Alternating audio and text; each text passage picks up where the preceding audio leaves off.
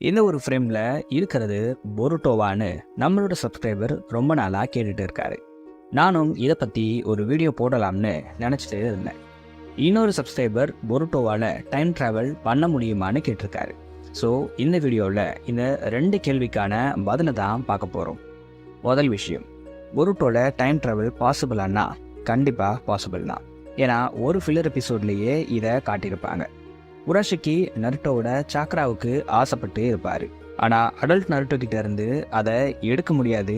ஏன்னா அவரோட ஃபைட் பண்ண மோமோஷிக்கிக்கு என்ன ஆச்சுன்னு உராஷிக்கி பார்த்துட்டு தான் இருந்திருப்பார். அதனால் அடல்ட் நருட்டோ கிட்ட மோத முடியாது, ஆனால் கிட் நருட்டோவை ஈஸியாக பீட் பண்ணிட முடியும்னு சொல்லிட்டு உராஷிக்கி கிட் நருட்டோவை தேடி டைம் ட்ராவல் பண்ணி போயிருப்பார். இதை அவங்க கராசுக்கின்னு சொல்லப்படுற இந்த ஒரு டிவைஸை வச்சு பண்ணியிருப்பாங்க. இது ஒரு ஒச்சுட்சுக்கி டெக்னாலஜி. இதை ஏர்த்து சேர்ந்தவங்க தான் கண்டுபிடிச்சிருப்பாங்க. அதை கொண்டு போய் மியூசியமில் வச்சுருப்பாங்க. இதோட அப்பியரன்ஸும் ரொம்ப டிஃப்ரெண்ட்டாக இருந்ததால் இது ஒரு ஏலியன் டெக்னாலஜின்னு நினச்சி அப்படியே இதை வச்சுருப்பாங்க. அப்போ உராஷிக்கி மியூசியம் உள்ள வந்து இதை ஆக்டிவேட் பண்ணியிருப்பார். இதனால் கராசுக்கி க்ளோ ஆகும். உராஷிக்கி சரியா நருட்டோ ரொம்ப லோன்லியாக யாரும் இல்லாமல் எந்த ஜுட்ஸுவும் தெரியாமல் இருந்த டைமுக்கு போனால் கரெக்டாக இருக்கும்னு நினச்சிருப்பாரு. அப்போதான் ரொம்ப ஈஸியாக குரம சாக்ராவை எடுக்க முடியும்.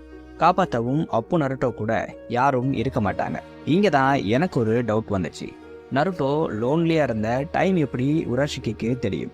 யாரும் காப்பாற்ற மாட்டாங்கங்கிற டீட்டெயில்ஸ் முதற்கொண்டு யார் உராஷிக்கிக்கு சொன்னாங்கன்னு தெரியல. ஆனால் நருட்டோவோட இந்த ஸ்டோரி ஒட்டுமொத்த வில்லேஜ்க்கும் தெரியும். ஏன்னா இதை வச்சு நிறைய கேம்ஸ், மூவிஸ்லாம் அந்த யூனிவர்ஸ்குள்ளேயே வந்திருக்கும். அதனால் எல்லாருக்குமே இது தெரியும்னு நினைக்கிறேன். சரி, கதைக்கு வரேன். இப்படி குரமா சாக்ராவை எடுக்க உராஷிக்கி போகும்போது பொருட்டோவும் சாஸ்கேவும் அதை தடுக்க ட்ரை பண்ணுவாங்க. அப்போ பொருட்டோ ஏதோ ஒன்று பண்ண அது டைமை சேஞ்ச் பண்ணிடும். இதனால் நருட்டோ கிட்டாக இருக்கிற டைமுக்கு போகாமல் சாஸ்கே வில்லேஜை விட்டு போன டைமுக்கு போயிடுவாங்க. அப்புறம் உராஷிக்கி கிட்ட பொருட்டோ, சாஸ்கே, ஜிராயான்னு 3 பேரும் சேர்ந்து சண்டை போட்டு ஜெயிச்சு உராஷிக்கியை கொன்னுட்டு அதுக்கப்புறம் ஃபியூச்சருக்கு போயிடுவாங்க. என்னடா இவன் சம்மந்தமே இல்லாமல் இவ்வளோ பெரிய கதையை சொல்கிறான்னு பார்க்காதீங்க. இந்த ஒரு எபிசோட் ஃபில்லர்னு எனக்கு நல்லாவே தெரியும். ஆனால் இவங்க உள்ள கொண்டு வந்த இந்த ஒச்சுட்சுக்கி டெக்னாலஜியை பற்றி தான் நான் பேச வந்தேன். ஃபுல் கண்டெக்ஸ்ட்டை சொன்னாதான் நிறைய பேருக்கு புரியும். ஏன்னா நிறைய பேர் பொருட்டோவில் இந்த எபிசோடை பார்த்துருக்க மாட்டாங்க. இந்த ஒரு ஒச்சுட்சுக்கி டெக்னாலஜியை இவங்க ஃபில்லர்ஸில் இன்ட்ரடியூஸ் பண்ணாலும் இப்படி ஒரு விஷயம் இருக்குன்னு நமக்கு முன்னாடியே சொல்லிட்டாங்க. அதாவது நருட்டோவில் சில எபிசோட்ஸில் ஃபில்லர்ஸில் சில விஷயத்தை ஆட் பண்ணுவாங்க. ஆனால் ஒரு கட்டத்தில் அது கேனன்லேயும் வரும். இதே மாதிரி இந்த ஒச்சுட்சுக்கி டெக்னாலஜியும் இருக்க வாய்ப்பு இருக்குது. இந்த ஒரு டெக்னாலஜியை யூஸ் பண்ணி கூட பொருட்டோவில் டைம் ட்ராவல் பண்ண வாய்ப்பு அதிகம். ஆல்ரெடி டெக்னாலஜி வர்சஸ் ஷினோபிங்கிற கான்செப்ட் தான் பொருட்டோவில் முதல்ல இருந்திருக்கும். அப்புறம் கிஷிமோட்டோ ரிட்டர்ன் ஆன உடனே தான் அதை மாற்றிருப்பாங்க. அதனால் இந்த டைம் ட்ராவல் டெக்னாலஜி கேனனா மாற வாய்ப்பு அதிகம். அடுத்து டோஜுட்சு. ஐடாவோட சென்ட்ரைகன், கவாக்கியோட கோக்குகன், டேமனோட அன்னேம்டு டோஜுட்சுன்னு எல்லாமே டைம் அண்ட் ஸ்பேஸோட கனெக்ட் ஆகி இருக்கு. ஐடாவால் டைம் அண்ட் ஸ்பேஸ்னு எல்லாத்தையும் ஆல்டர் பண்ண முடியும். கவாக்கியால் ஒரு ஸ்பேஸை உருவாக்கி அதுக்குள்ள டைம் ஃப்ளோவை ஸ்டாப் பண்ண முடியும். டேமனோட ஐ இன்னும் டேஞ்சரஸ். ஏன்னா இவரோட ஐயால் இவர் மேலே அட்டாக் பண்ண வர அந்த டைமை ஸ்டாப் பண்ணி அப்படியே அவங்களுக்கு ரிவர் பண்ணிவிட முடியும். இது அட்டாக் மட்டும் கிடையாது, அட்டாக் பண்ண வர அந்த தாட்ஸை கூட அப்படியே அவங்களுக்கு திருப்பி விட்டுரும். நிறைய பேர் இவரை யாராச்சும் டச் பண்ணாதான் இந்த எபிலிட்டி ஒர்க் ஆகும்னு சொல்கிறீங்க. ஆனால் அப்படி இல்லை. கவாக்கி டேமனை அடிக்கணும்னு நினைக்க மட்டும்தான் செய்வார். அதுவே திருப்பி அவருக்கு ரிவர்ட் ஆகிடும். அப்புறம் எப்படி தான் இவரை பீட் பண்ணுறதுங்கிற கேள்வி வருதில்ல. என்னோட தியரி படி ஒரு கெஞ்சிட்சு மாதிரியான டெக்னிக்கால மட்டும்தான் இவரை பீட் பண்ண முடியும். ஏன்னா கெஞ்சிட்சுவால தான் எந்த ஒரு அஃபென்சிவ் தாட்ஸும் இல்லாமல் ஒரு அட்டாக்கை பண்ண முடியும். பட் கெஞ்சிட்சுவும் இவர் மேலே ஒர்க் ஆகாதுன்னு இப்போ சொல்லலை, ஃப்யூச்சரில் சொல்லலாம். எப்படின்னு தெரியல. சரி, டாபிக் வரேன். இப்படி இவங்களோட எல்லா டொஜுட்ஸுவும் டைமோட கனெக்ட் ஆகுறதால ஜோகனும் டைமோட கனெக்ட் ஆகலாம். ஆல்ரெடி ஜோகன் பவர் பற்றி ஒரு வீடியோ போட்டிருப்பேன். அதுலேயே இதை பற்றி சொல்லியிருப்பேன். அதாவது ஜோகனால நடக்க போகிற விஷயம் எப்படி நடக்கும்னு பார்க்க முடியும். அதாவது அதோட பாசிபிலிட்டிஸை பார்க்க முடியும். உதாரணத்துக்கு கவாக்கி ஏஜ் ஆஃப் ஷினோபிஸ் ஓவர்னு சொல்லுவார். ஒட்டுமொத்த ஷினோபிஸையும் நான் அழிச்சிடுவேன்னு சொல்லுவார். ஆனால் கவாக்கியோட இந்த ஸ்டேட்மெண்ட்க்கு அப்புறம் பொருட்டோ முதல்ல அவரோட ஜோகனை ஆக்டிவேட் பண்ணிட்டு அப்புறம் தான் ஐம் ஸ்டில் அ ஷினோபின்னு சொல்லுவார். இதுக்கான மீனிங் என்னன்னா, இன்னும் கூட கவாக்கி கொண்டு வர நினைக்கிற ஃபியூச்சரை தடுக்க முடியும். விக்டரி தனக்கு தாங்கிறத குறிக்கிற விதமாக தான் ஐம் ஸ்டில் ஷினோபின்னு சொல்லுவார். இது மூலயமா அவரோட ஐயை யூஸ் பண்ணி ஒரு பாசிபிலிட்டியை பொருட்டோ பார்த்துட்டாரு. பொருட்டோ அவரோட ஐயை க்ளோஸ் பண்ணி வச்சிருக்கிறதுக்கு கூட இதுதான் காரணமாக இருக்கும். ஆனால் இது வெறும் தியரி தான். ஃப்யூச்சரில் தான் இந்த தியரி உண்மையா பொய்யான்னு தெரியும். இந்த தியரி படி பொருட்டோவால் கிட்டத்தட்ட ஒரு டைம் ட்ராவலை பண்ண முடியும். ஆனால் நம்ம சப்ஸ்கிரைபர் பொருட்டோ அவர் நினச்ச ஒரு டைம் லைனுக்கு போக முடியுமான்னு தான் கேட்டிருக்காரு. கிளியர் அண்ட் கட்டாக சொல்லணும்னா, பாஸ்டில் நடந்த ஒரு ஈவெண்ட்க்கு பொருட்டோவால் ட்ராவல் பண்ணி போக முடியுமா, அந்த ஈவெண்ட்டை சேஞ்ச் பண்ண முடியுமான்னு தான் கேட்குறாரு. இப்போ வரைக்கும் ஜோகனால் இதை பண்ண முடியுங்கிற மாதிரி எங்கேயும் சொல்லப்படலை. ஆனால் இதோட நேம் காட்ஸை. காட்ஸ்க்கு ஒரு ரியாலிட்டியவே சேஞ்ச் பண்ணக்கூடிய பவர்ஸ் இருக்குது.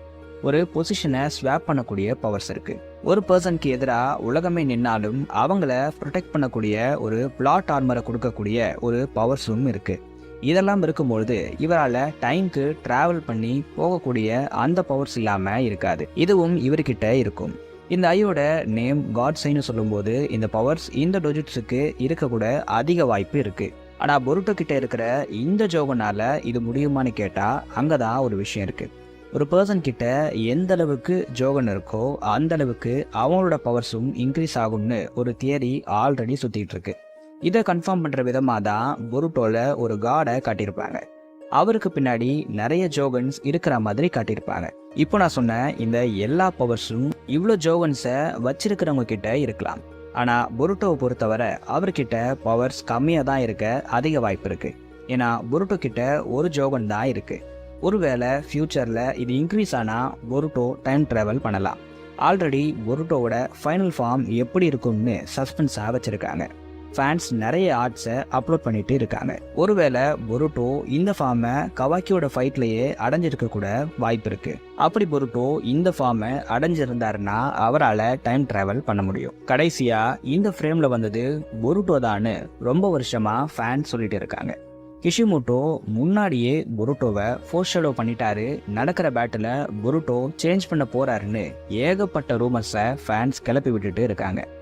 ஆக்சுவலாக இது பொருட்டோவான்னு கேட்டால் ஆமாம், இது பொருட்டோ தான். அப்போது கிஷிமோட்டோ ஃபோர்ஷேடோ பண்ணிட்டாரான்னு கேட்டால் கண்டிப்பாக இல்லைன்னு தான் சொல்லுவேன். அதாவது இங்கே நடந்திருக்கிறது என்னென்னா, கிஷிமோட்டோவும் நம்மளை மாதிரியான ஒரு ஹியூமன் தான். அவருக்கும் சில மிஸ்டேக் நடக்கும். அப்படி நடந்த ஒரு மிஸ்டேக் தான் இந்த சீனு. இதில் பின்னாடி இருந்தது ஒரு இங்க் மார்க்காக இருக்க வாய்ப்பு அதிகம். ஏன்னா ஒரிஜினல் மாங்கால இது வெறும் ஒரு டாட் மாதிரி தான் இருக்கும்.